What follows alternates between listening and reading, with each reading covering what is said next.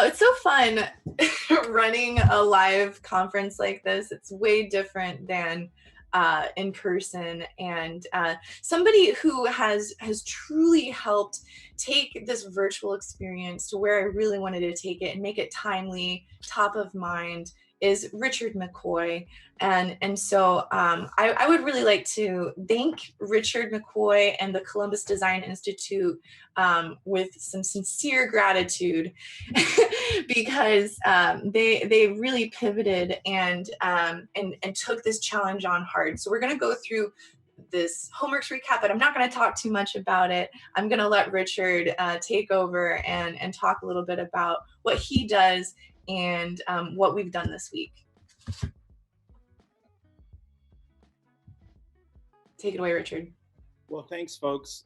Thanks, Poppy, and everybody who's been working so hard at Indy Design Week for having us here and for giving us the opportunity to experiment and try something new in response to the global pandemic.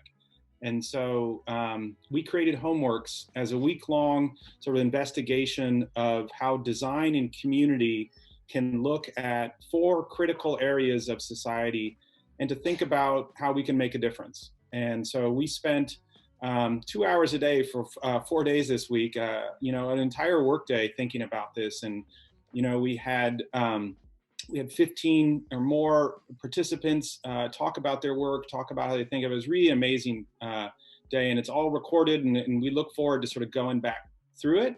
It all happened so quickly, and so we're really glad to do it. Our organization is based in Columbus, Indiana, and it really tries to demonstrate how design is important to so many parts of our life, not just in the built environment, but the way we think and the way we use a process to investigate things. And so with that, we had a great team that worked with us to produce it. And then I asked a friend and a colleague, Rick Valicenti, if he would hang with us for these 4 days and then try to sum it up in 30 minutes. And he took this challenge and said that he would. And so this is a chance for us to sort of combine 8 hours into 30 minutes. And so I'm really excited to introduce Rick and get that started. So I'll introduce Rick, who is a designer who on April 1st of this year celebrated his 40th year in professional practice. He is also a friend of ours at Landmark Columbus Foundation. Over the past 5 years, he has educated all of us in the organization in Columbus about the value of good design and showed that good design doesn't have to cost any more than bad design. It's about the process. It's about value. Rick's work has been exhibited at the Museum of Modern Art. It resides in the permanent collections of the Yale and Columbia University libraries, Denver Art Museum, and the Art Institute of Chicago, to name a few. His work has appeared in the New York Times and countless other publications. In 2011, the White House honored Rick with the Smithsonian Cooper Hewitt National Design Award for Communication Design. In 2006, he received the American Institute of Graphic Arts Medal, the highest honor of the graphic design profession, for his sustained contribution to design excellence and the development of the profession. It's an impressive introduction and an impressive guy. It's my pleasure to introduce Rick. Am I live? I am unmuted by the host. Okay. Richard, it's a privilege. And I just want to give a shout out to Poppy and to you for making this happen. I'm holed up here in Northwest Indiana in my bedroom. But I have to give another big virtual applause to Johnny Gong and of course Poppy and Danny Kane, you, Richard, Chris Merritt, Ben Valentine, and Courtney Xavier, who helped make this 30 minutes effortless. So we did spend 8 hours, as you mentioned. It was intense to be in the company of such smart, proactive people, right? I went through those stacks of 4x6 cards like they were autumn leaves. It was just like note after note after note. So I'm going to do my best here to play some of that back. For those of you who are in our 8 hours, nothing you hear me say today will be news to you. But some of the thinking played back again may inspire. That's what I'm hoping. Because I've been inspired over these 4 days. And just the knowledge, even though it wasn't always visible, the 222 of us came together.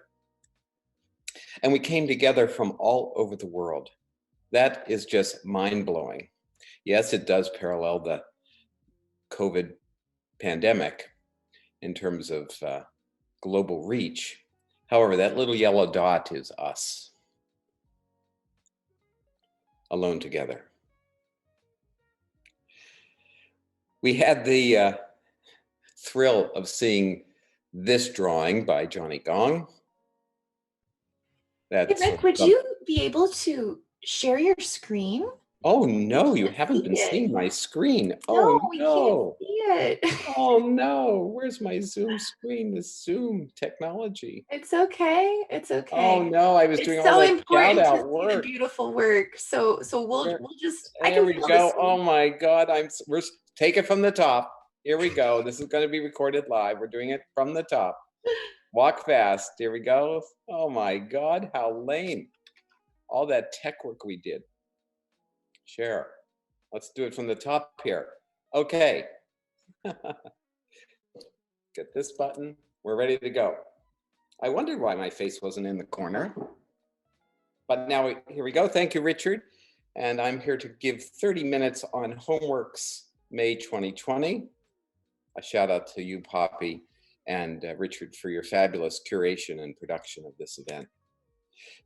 Another shout out goes out to the team who made these 30 minutes pretty effortless. Johnny GONG, Danny Kane, Chris Merritt, Ben Valentine, and of course, Courtney Xavier.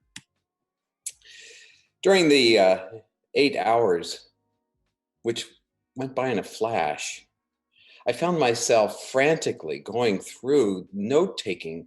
I haven't done that in this way in such a long time. It was, I think, a result of everybody being completely inspired and inspiring. But as I play back much of what we all heard, nothing for those of you who were there that you will hear me say now will be news to you.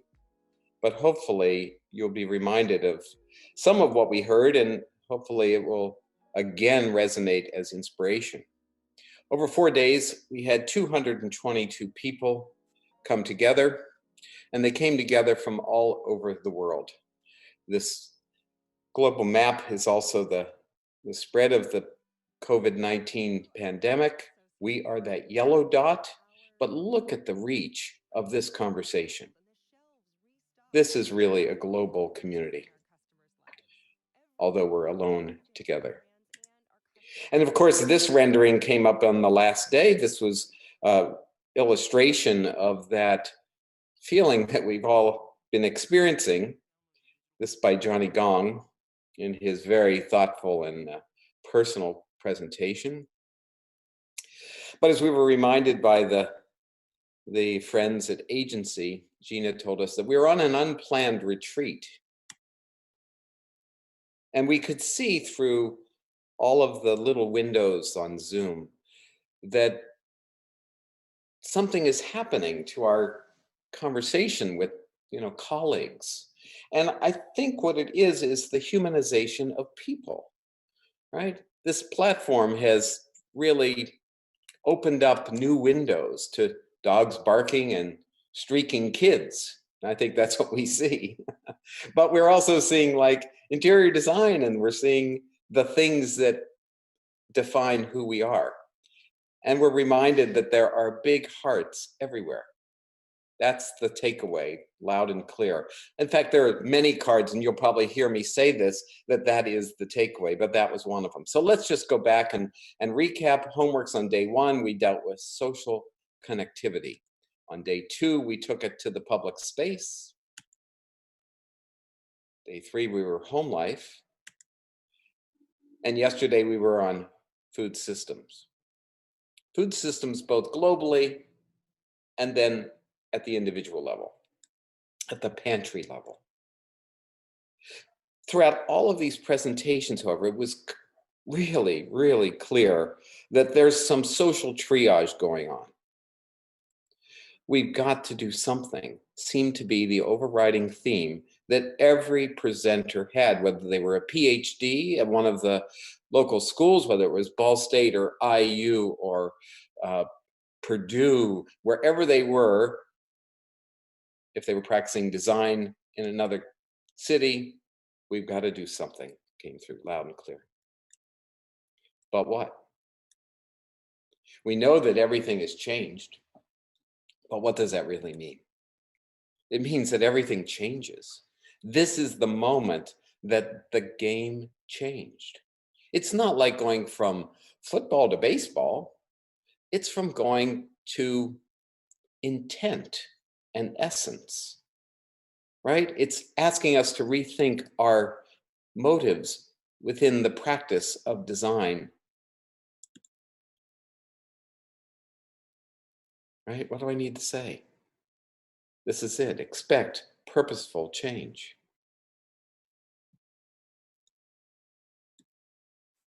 And with that comes the change in values. During the 4 days, I could feel my value system evolving.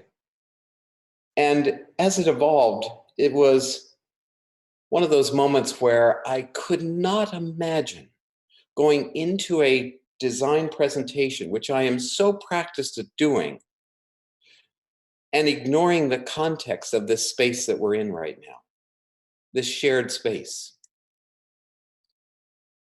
Right? And so does trust change? Yes, trust changes. Trust changes at the level of what we present and the collaborations that we want to put forth.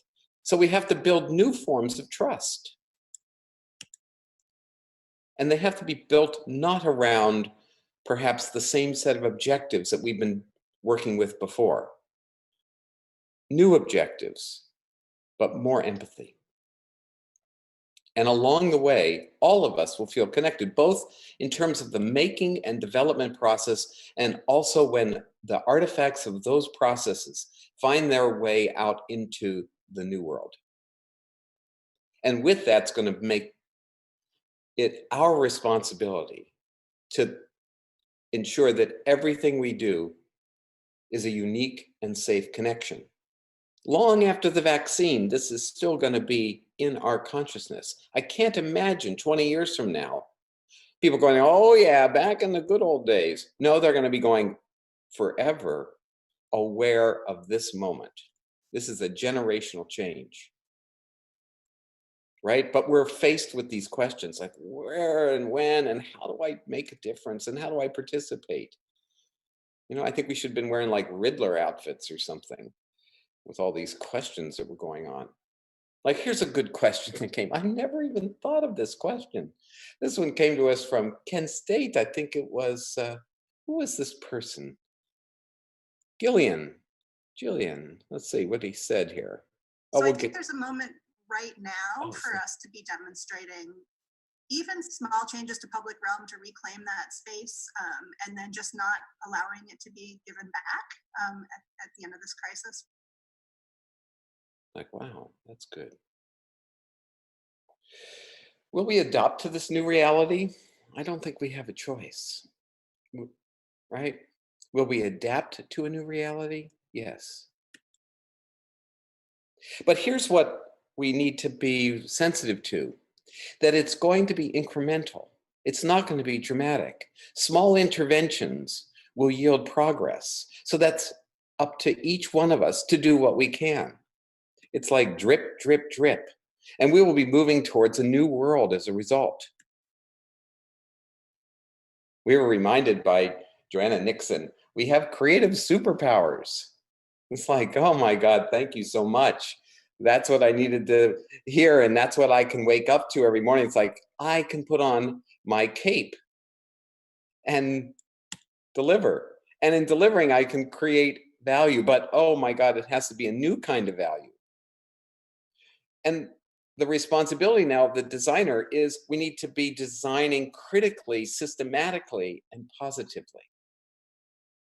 The definitions of those behaviors, I think, have yet to be formalized, but we were gifted this, and that seems like a great roadmap: critically, systematically, positively, and of course, generously.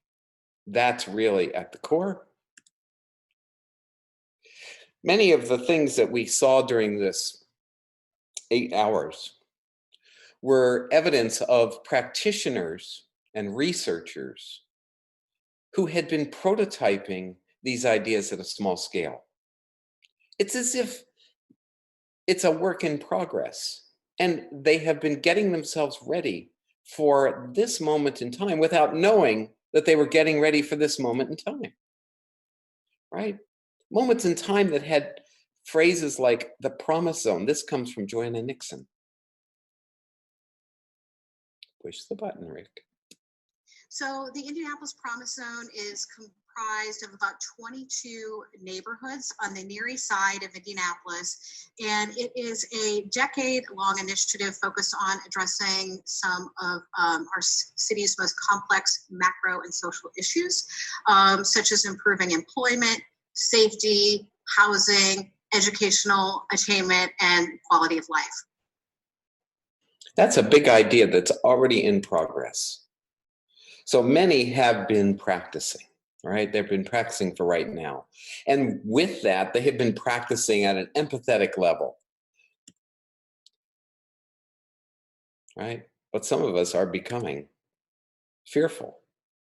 We learned this on day one, right? There's like a great desire to help your neighbors. 80% of the people want to do good.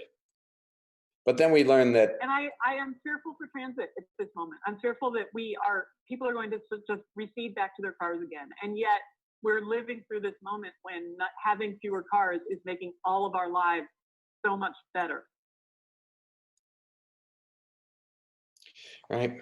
Most of this group expressed optimism, however, at the end of the day. We could feel it.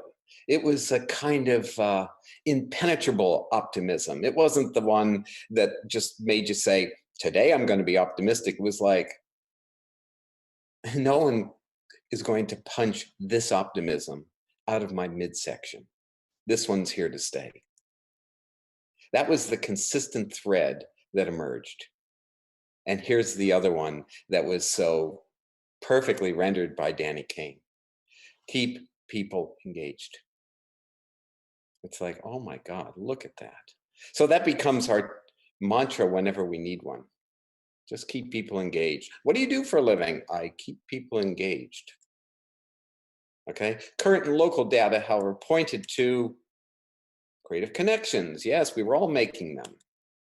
And that we needed connectivity as opposed to disconnectivity. In other words, the tribes need to come together. The kingdom needs to be one. But 48% of us still feel isolated.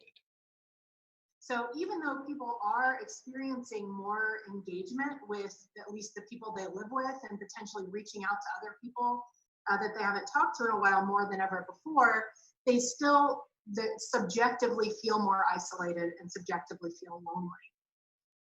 Now, that's not a national statistic. That has come from real-time data collected from 1,500 people at the Indiana University. So it's time to pivot today. And here's who joined us.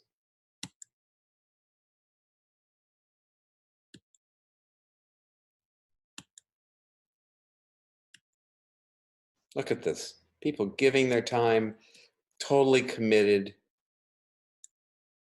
Killian, that's who it was. Right? And questions come up.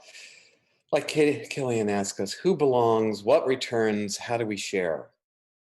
It's like, whoa, those are big questions. The answers didn't come. The answers are for us to discover and work through. Who belongs to public space and who does public space belong to? Right, there's the other one. So what returns?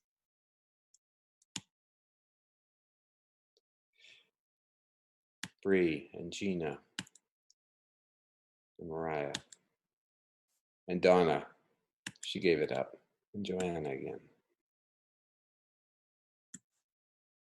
Right? Just look, these people were coming into our homes. Oh, Rosemary was great. Rosemary was the attorney. Johnny. So personal.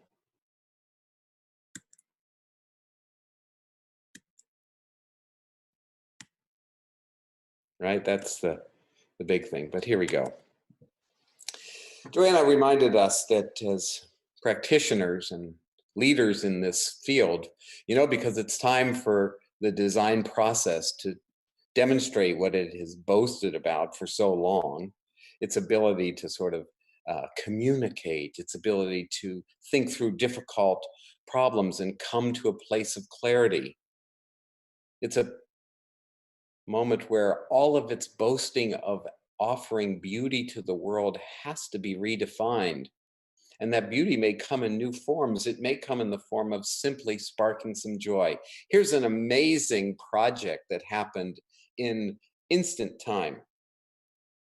Coloring books for those families and kids who may be sort of looking for something to do in their homes as they're all alone together. It's like Joanna puts that together in real time. That's fantastic. Kenneth was talking to us from, I think it was Venice Beach in LA, but he's not really there. He just thought it would be a good idea to migrate there during the lockdown. He was sort of prescient in his thinking to be able to get on that airplane right away. I was sort of envious of that. But he tells us that description embeds prescription. It's like, oh, you have to describe the issue, and then maybe through that process, you will prescribe what needs to be done. Once you find a problem like that, how you describe it matters. For us, we like to use the term that description embeds prescription. But keep in mind that you can't describe something until you really notice it, until you really pay attention to it and examine it. That's also one of the things that designers have boasted superpowers, being able to look clearly and closely and examine and distill. So now it's our time to do that. Once you find we don't need to hear that again. Like that. There we go. Kenneth also told us that if oppression and inequalities and inequities are designed, they can be redesigned. That's a systemic, big-time thought. That's one where the mantle and the gauntlet are right before us as practitioners, right? If oppression, inequalities, inequities are designed, they can be redesigned. Ooh. We're gonna go, oops, I pushed the wrong button. I'm so sorry. This index finger is out of control. Here we go. Let's go back. Stop it. There we go, Martha, or Mariah, I'm sorry. Also, we don't know what our visitor situation is going to look like. We are relying very heavily on the university and the state to provide guidance on that. Yes, so Mariah, I think, was coming to us from IU. She was running the art museum over there, and her comments paralleled, I believe his name was Mason from New Harmony. And Mason, and when we were talking about how are we going to have hands-on exhibits? How are we going to have gift stores? Do we wipe down everything that people touch? How do we do this? How do we keep social distancing and responsible behavior to our fellow citizens? How do we design those new systems? Oh, right? How do we stay physically open? And is it really just open online?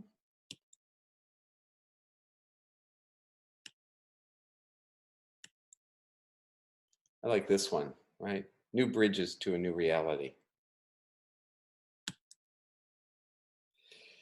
So the themes, they kept repeating themselves over and over. How will we engage again in this thing called community engagement?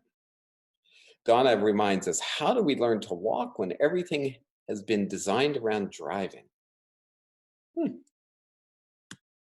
I didn't wake up this week thinking like, oh, that was a question I expect to hear. But then I get blasted with this fact. We remove the barriers to a better future, but there will be jockeying at the top to gain and remain in power. So how do we navigate that situation, that reality? To be determined.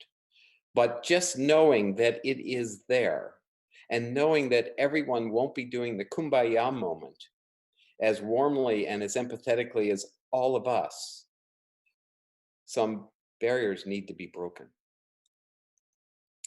Tyler was our last contributor. He represented a food pantry, and he reminded us that we were seeing lots of desperation. Oh, of course. Right? And he's aware that we are at a place where we need to grow more diverse farmers.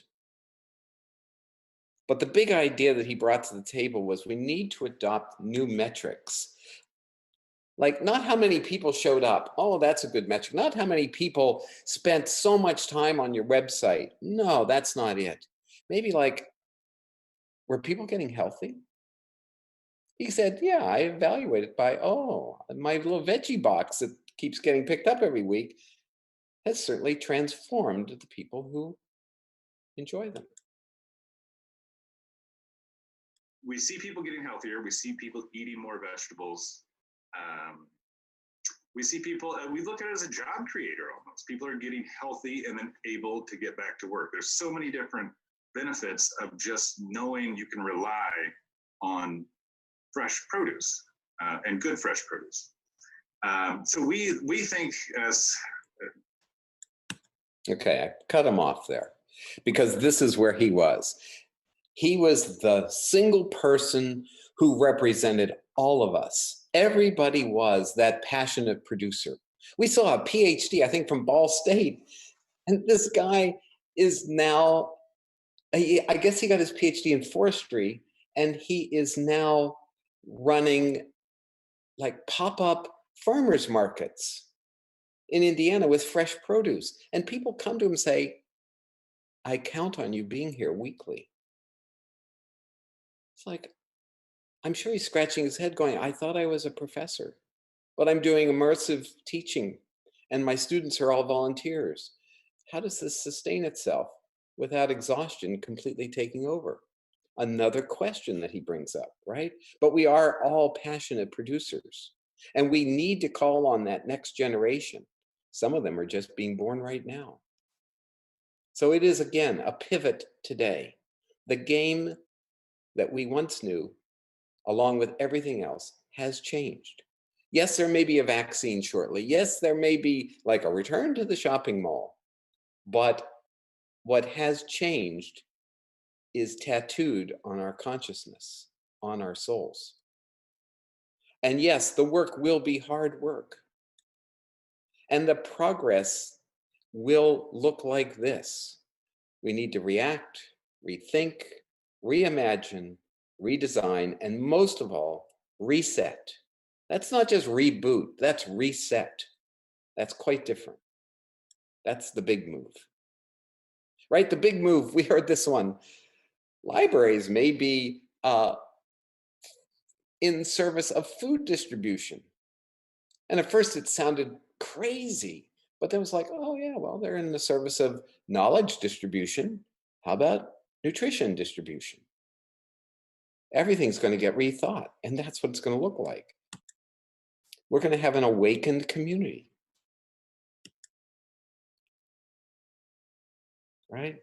A collective passion has been ignited. I think we're in store for a renaissance of creativity and new thinking unlike anything we have ever experienced. It's the kind of stuff we read about. Oh yeah, in the 1500s in Milan or in Florence, Italy, right? We're having it right now on Earth. New methodologies will be found. They have to be found because we're going to be testing, and new collaborations will be forged because we need one another. Radical thinking now is what we will be asking everybody. No more jive selling stuff that doesn't need to be purchased. No more manipulative presentations. This is the time where, while we can't touch, big hearts are everywhere. We are on the cusp. And if you want to know what CUSP stands for, Creative Uniting Superpowers. That's our CUSP. That's it right there. Creative Uniting Superpowers. It is our moment. And yes, we will practice all the things that we have heard at every design conference in the past decade. We need to be accepting that change is upon us, and so we need to design resilience. Well, we're going to be living and practicing and designing resilience. And we will be looking for loving leadership, even if that loving leadership is us. We will promote community engagement because we will be thought leaders and collaborators in that engagement. We will design real human presence, even if it comes in the form of AI. We will remove barriers. We will be part of the process. We will ask new questions. We will engage. We will be more of who we are and who we want to be. But we were reminded of this big idea. Everything is complicated. Everything is more demanding. Everything is different. And everything is connected. We are one Earth community. And that is so clear, both by the attendees and by the maps that we see of the spread of the COVID-19. We are one human family, and that's clear too. So be generous was my takeaway from this Homeworks event. Para todas, for everyone. Now, and well into the future. Applause emoji here. That's your moment, everyone, to react. Let's see them. Yay! I saw one. So now it gives me great pleasure to introduce, oh, I have to change my glasses. Sorry. This is the moment. Context is really important. So here we go, a little context. Grace Minnick was introduced to the Homeworks crew by Rachel. And I guess Grace and Rachel have been friends and colleagues for a while. But Grace has crafted some story-centered songs, right? To move people, to make them, or to encourage them to laugh and cry, and of course sing along. And I love this cobalt blues soprano voice floats over her acoustic instruments. Her influences are, of course, my faves. It dates me, the Beatles and Joni Mitchell, and of course, others, right? But her recent album is titled Mostly Home, and she has been invited in collaboration with Midway. Let me get the whole thing here. The Midway Music Speaks accepted my invitation to compose an anthem to commemorate our time alone. And all of us are going to be hearing it for the first time today. So with that, Mr. Tech, will you please switch the screen over to Grace Minnick? Let's give her a virtual emoji.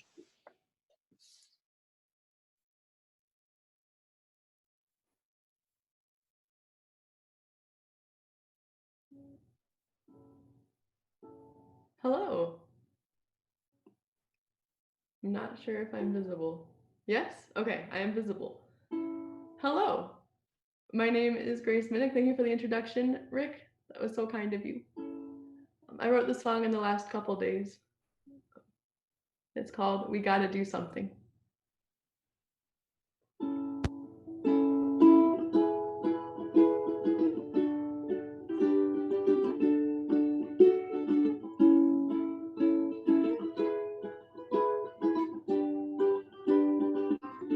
Her answer was heavy. When I first asked her what she thought, she just lost her hope. And she just lost her job. She was anchored by the weight, But the sea couldn't drown her. She floated on the waves. She stayed above water.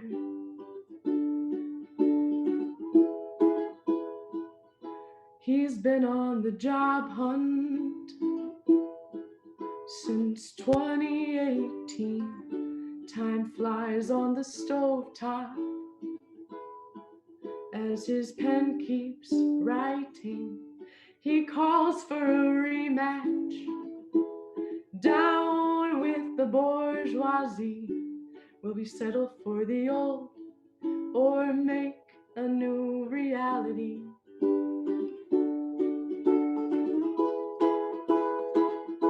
We gotta do something, invite innovation day by day.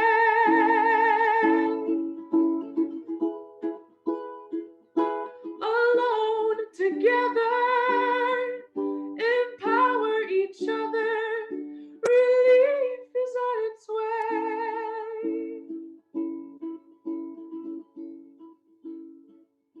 Her theater sits empty, but it's the last thing on her mind. Her brother just called. His wife barely got to say goodbye. Now the piano feels hollow, but music still speaks. Someday this stage will heal community. We gotta do something, invite innovation day by day. Alone, together, empower each other, relief is on its way.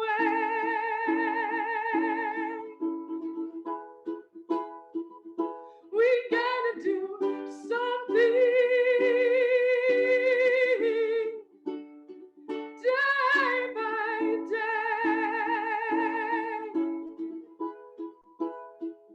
Alone, together, relief is on its way.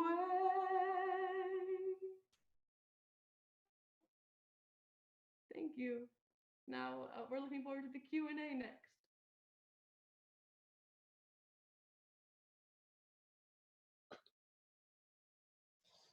That was great. Thank you, Grace. Thank you. That was fantastic. Okay. How'd we do, Richard? I think Grace is amazing and was She is really great. courageous to sing a song live on YouTube that she wrote yesterday that connects to what you just presented. That's amazing. And I think what's so interesting about it is that it's also what you brought out in your talk is that I think part of it is to expect change, and it's not maybe just to demand it, but it's like, hey, if we don't expect change, then it's not going to happen. And so I think Grace really sort of embodied that. So thanks, Grace. It was awesome. And thank you, Rick. You're welcome. Yeah. Yeah. I mean, that was just absolutely stunning. So beautiful, so timely. And I think it's appropriately named an anthem by Rick. It's cool to see also the way that people are celebrating Grace in the chat bar, clapping hearts. I don't know what that one is. That's like swirling hearts. It's a new one, but I think it all means, Grace, you did a wonderful job. Thank you so much. Thank you for the opportunity. It's been an honor to be a part of this. Oh, you're welcome. Yeah. So we're going to get into a Q&A now.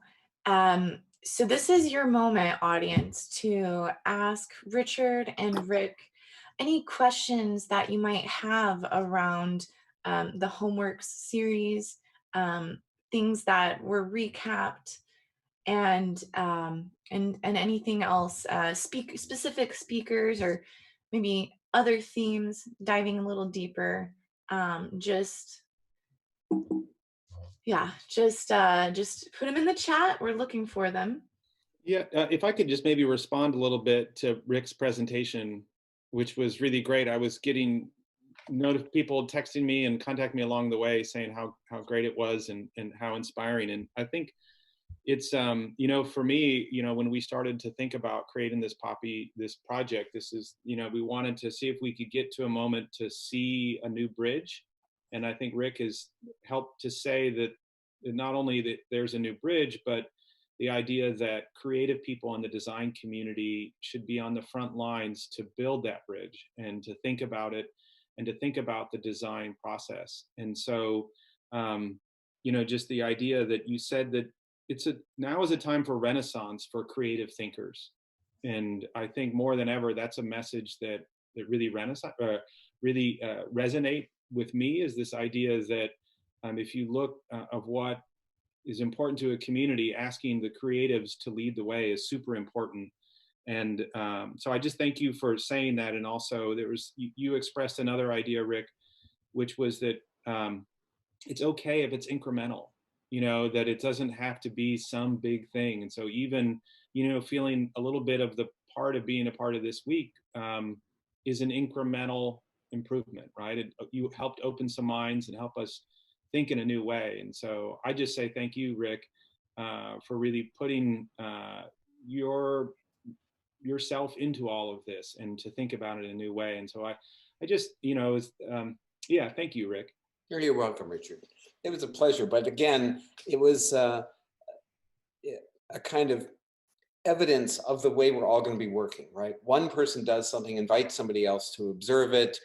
They're inspired to then respond in kind. And before you know it, it's just like leapfrogging everywhere.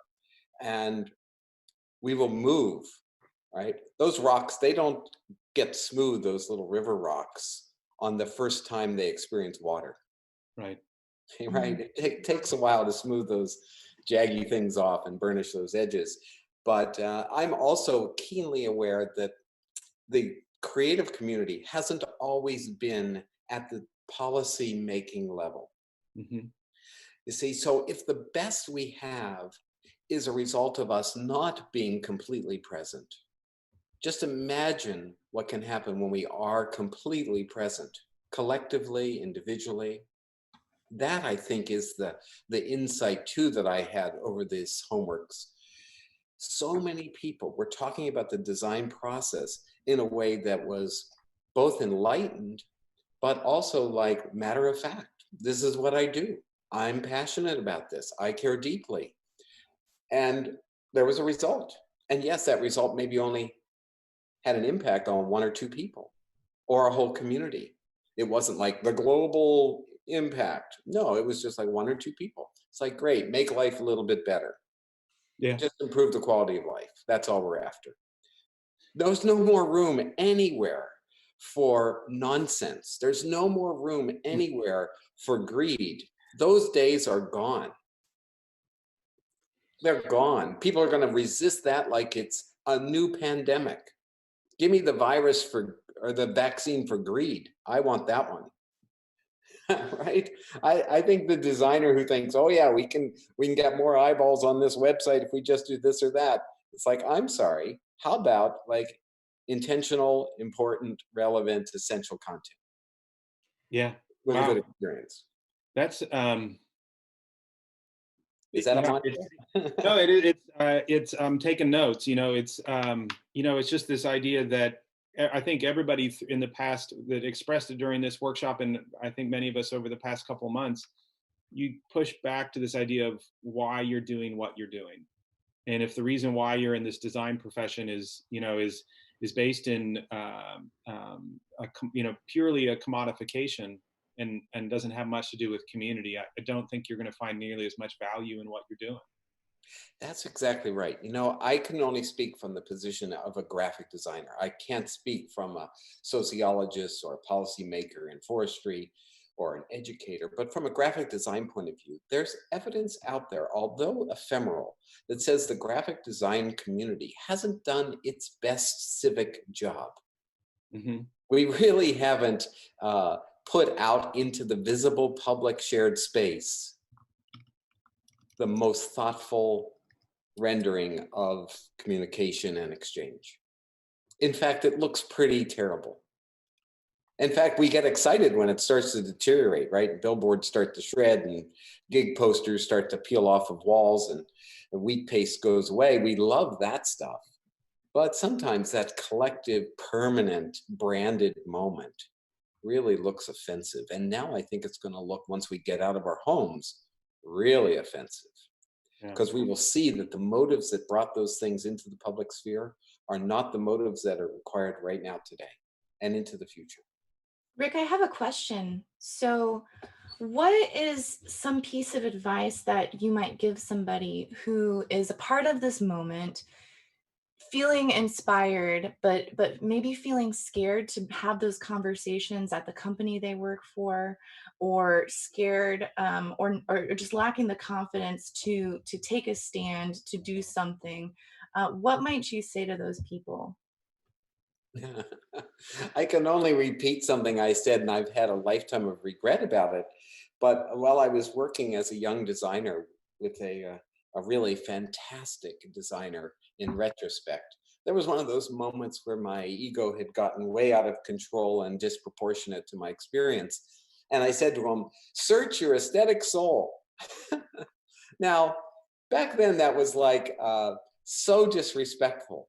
But today, I think the advice I would give every one of us who's in the creative practice is to search our aesthetic soul and to find out if the gifts that we have been given, those gifts that allow us to see with clarity, to see with formal poetry, those gifts that allow us to speak with nuance and whatever we do that's so magical, if those things are being called to service for the wrong reasons, then what part of our soul have we sacrificed? What part of ourselves have we put up for sale that we cannot buy back?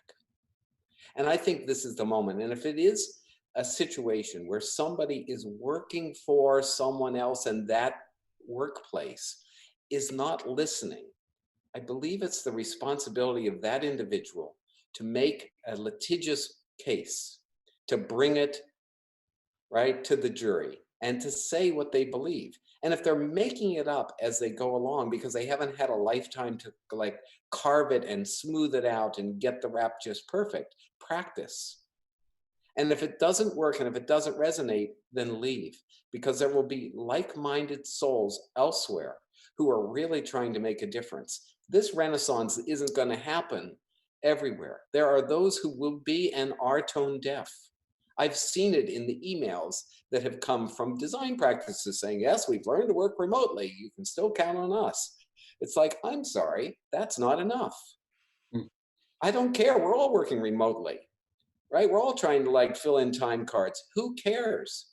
I think the real story should be, I'm working remotely, but we're right now in full-on research mode around some things that we can do here once the doors start to open. That will be much better. And they're in prototype world right now in our research lab. We have converted, just like we hear factories, like the pup people. The pup people come out and they say, now we're making what, 60,000 masks a day. It's like, damn, that's the model, right? So the service business, I'm sorry for getting on a soapbox here. You got me all cranked up with that question. But the service business ought to be doing the same thing. It's like, I've got some people who've got downtime. We're not going to scribble, right? We've got some downtime. We're going to be thinking about this issue from a position of our strengths. What can we bring? How can we reframe writing? How can we make our clients smarter and better? Why don't we give that time that would be downtime to our clients right now today? Because you know what? Those clients are scared to call us. Those clients are scared that they won't have opportunities that will require our services. So why don't we help them see the world more clearly? That's our gift. I think there's so many things. This is like a massive call to action for designers and anyone who practices that design thinking methodology. It's like, it's showtime. Well, Yeah. I think that's the last word. It's showtime. Yeah, it's showtime, people. Let's go. Drop the mic. Yeah. Yeah. Well, thank you so much, Grace, Rick, Richard, for just doing this on the fly, rolling with it, doing this experiment. I think it's been so valuable, such a valuable conversation. And Rick is actually our closing keynote today. So his topic, we're going to hear a lot more about him and his work, and dive a little deeper into that, and hear from him again. So please tune in to close out the day again with Rick Valicenti. So we're going to switch to a more passive activity, a little more fun. We'll be doing a popcorn Q&A with speakers and workshop facilitators. So you guys are welcome to stay on and be a part of that, or you can hop off as well. It's completely up to you. It's just going to be a fun